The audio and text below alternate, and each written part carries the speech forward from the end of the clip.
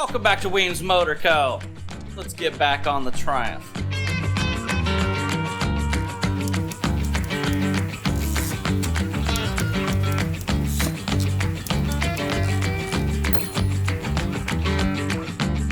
So last time we were on the 1950 Triumph, we were throwing that engine inside the frame. Today we're going to be working on the primary, the clutch setup, all the stuff on the opposite side of that bike. But when we're getting ready to do any project, we want to make sure that we have all of the parts laid out, clean, ready for assembly. And there was something on this motorcycle that we discovered when we were taking it apart. Well, you remember me trying to figure out why that engine was locked up, and I had said that somebody before had taken some vice grips to the end of that crankshaft, and I did the same thing. Probably not the smartest thing, but it did mar up the end of that crankshaft. I did get this crank into the lathe, turn down all of those high points. There's still some low points in there. I also had to file out that little keyway that goes right there. What we talked about, it was missing a part there. It was missing a spacer. So we've discovered that this engine is a 1959 Triumph, which by that time they had switched over from being a generator motor, right here being the generator, over to an alternator motor, and they use different crankshafts that use different spacers or a rotor or a thing like that. So we're gonna have to make that spacer there, but what I've done was I've sourced some old parts that I've had laying around for years and said, you know, we're gonna take something that Triumph originally had there, and that being a rotor. One of these things, a little magnetized unit that spun around on the inside of your stator and acted as a charging system, kind of like an alternator on a car. Well, these are the same dimensions to that area on the crankshaft that we have to make a spacer for. So what we're gonna do is we're gonna take this old beat up, not usable rotor, throw it up on the lathe, turn it down, get all this heavy weight, all this mass off of it, so that we can use that for the spacer on the 50 Triumph. That's the first thing we need to do to get these parts ready to go on. Let's knock it out.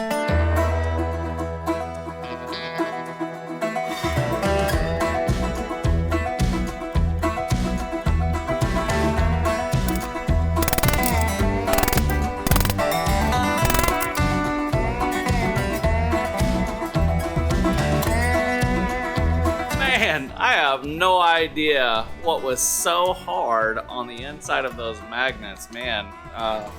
Yeah, burned up 3 carbide cutting bits, but we got our spacer, we got it turned down, we're ready to get this bike on the road, but first we got to put that primary in. So I think the rest of this video is going to be over there on the other side of this bike.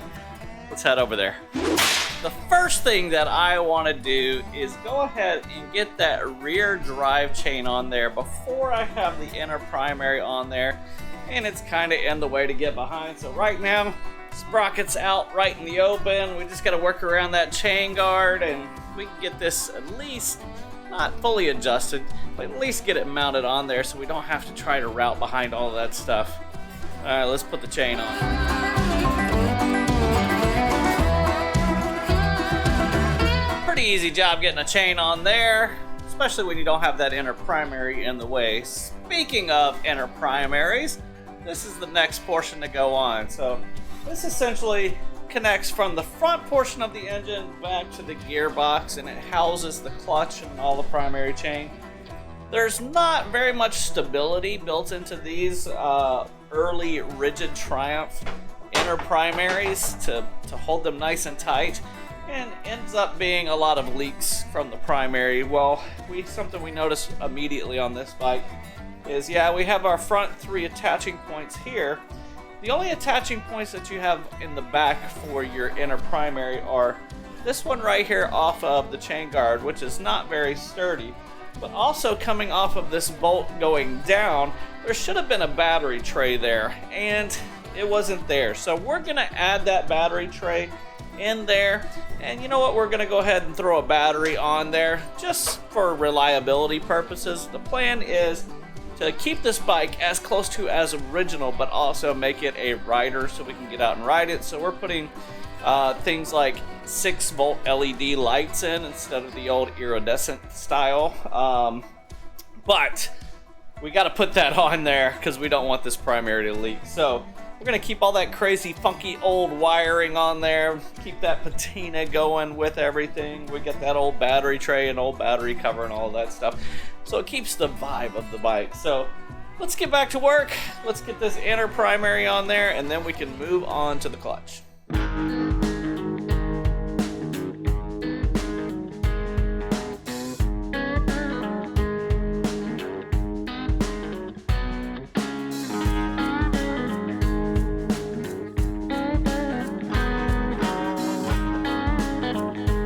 Everything looking nice and tight for the inner primary. Next up is going to be getting that crankshaft drive gear on there, followed by our spacer, and we got a little keyway that goes inside there before the spacer, and then last of all, throwing on the nut with the lock tab washer on there, so we can get this all taken care of and get this thing going.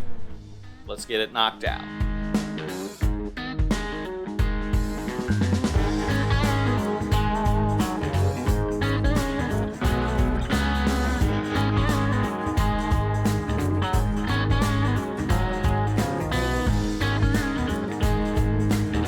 The next portion of this is assembling the clutch hub. So in the center of the clutch basket is the clutch hub, and inside of this pack is some rubbers that work as a cush drive to keep it from being such a hard impact when you let off the clutch.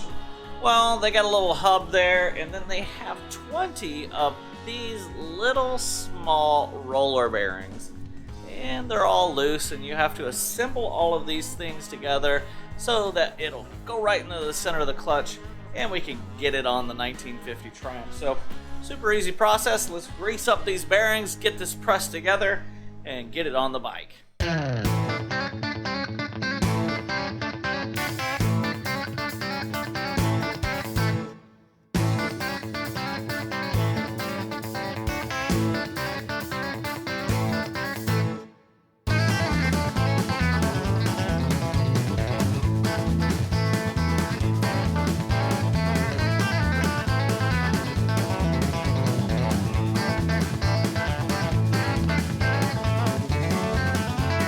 Easy process getting it on there. You just want to make sure that you got a nice smooth fluid movement on this clutch basket before we start loading the clutch plates.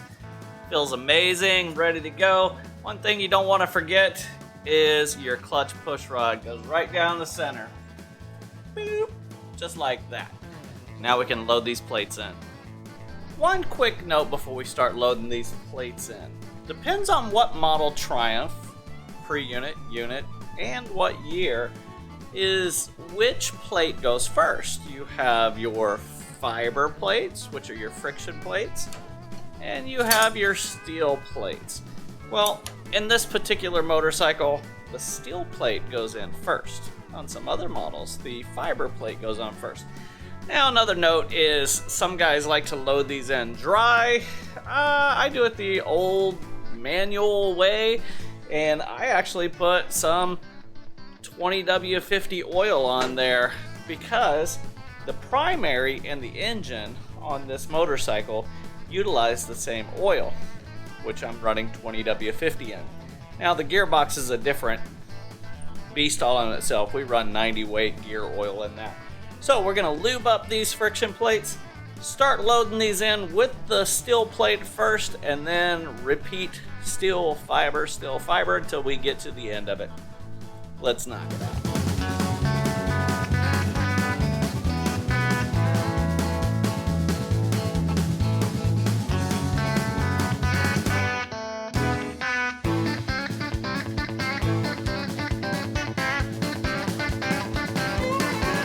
Next up, we install the pressure plate over that final plate there. Now, if you remember back when we were trying to diagnose what was wrong with this motorcycle, why the kicker wasn't moving, and that whole process of getting this thing completely broken down, you've seen in that video that I made note of the pressure plate that goes on this bike, that it was chromed, which is super cool because stock it wouldn't have been. So somebody thought, hey, something behind a cover, a primary cover that will probably never be seen until 2023, when Weems Motor Co. decides to break this thing open, they will discover a chrome cover on there. So I thought it was super cool that I wanted to keep that pressure plate in there. So we did clean it up.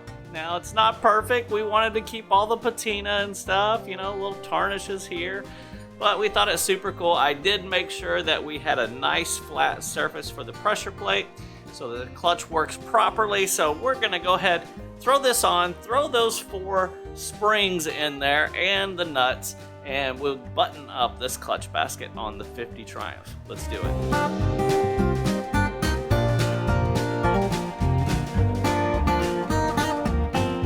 And just like that, locked up clutch. Knocked it out. Super awesome.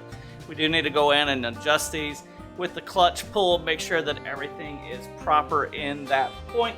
So I'm not going to bore you with that, but let's move on to the next portion, which is getting that primary chain on there. Some of you may have noticed and might be wanting to ask the question, so Weems, what's up with that only having 1 single row sprocket? Primaries usually have 2 or 3. Well, these old Triumphs use a simplex primary chain setup. That means a single row primary chain, and it's actually a 428 chain that you use. So you could buy a 428 motorcycle chain. You just want to make sure that you get a heavy duty one because there's a lot of torque that happens up in that area of the motor. So we got us an excessive length of chain that we're going to wrap around there, and we're going to go ahead and have to break this chain, shorten it up a little bit, get the master link in there, and we can button up the inside of this primary and adjust the transmission so it's proper tension. So let's get the chain length set.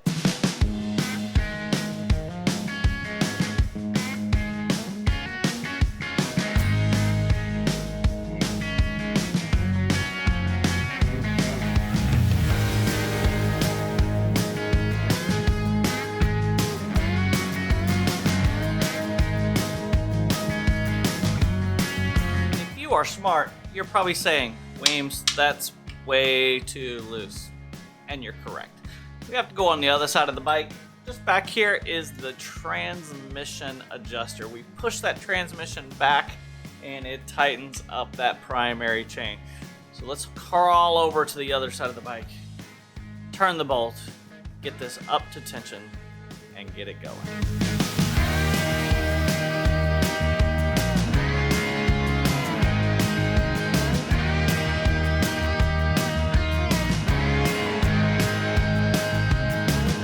Per our manual, we have our chain adjusted to within a 1/2 inch play. That means when you're lifting up and lowering it, you don't want anything more than a 1/2 inch, and you don't want it below a 1/2 inch because then it's too tight. All right, so basically next step is to throw the gasket on here and throw the outer primary cover on and tighten everything down. But before we do that, we're gonna go ahead and put on our rear chain and get that adjusted, because what's going to happen is as we're adjusting that rear wheel, it's going to want to pull that transmission back, and it may pull us a little bit out of adjustment here. So it's a good point before we throw that cover on that we go ahead and do that rear chain also. Let's knock it out.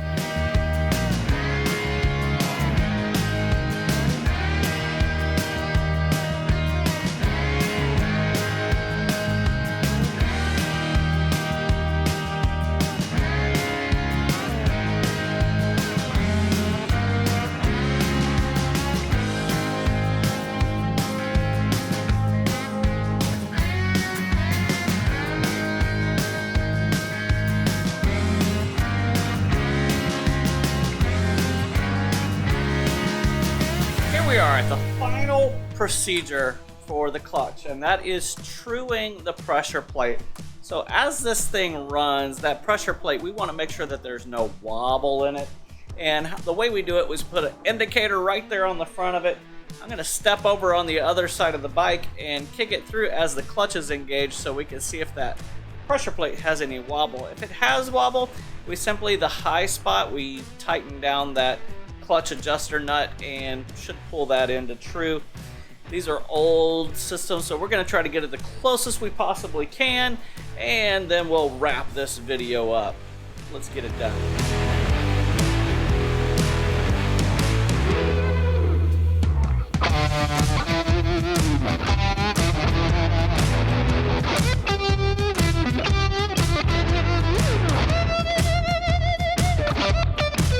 Well, that's within 20 thousandths. I would have to say that's pretty good for something that's 73 years old.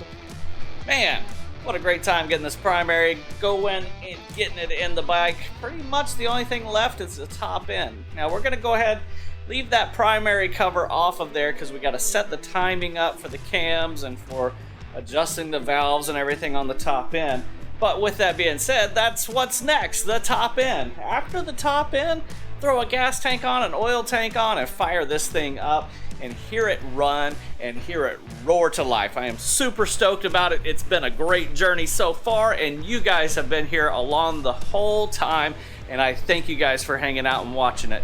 That's gonna wrap up today's video. We thank you for hanging out. If you are new around here, jump down and hit that subscribe button. If you really like the video, hit that thumbs up, turn those notifications on, and let everyone know what's going on right here at Weems Motor Co. Peace.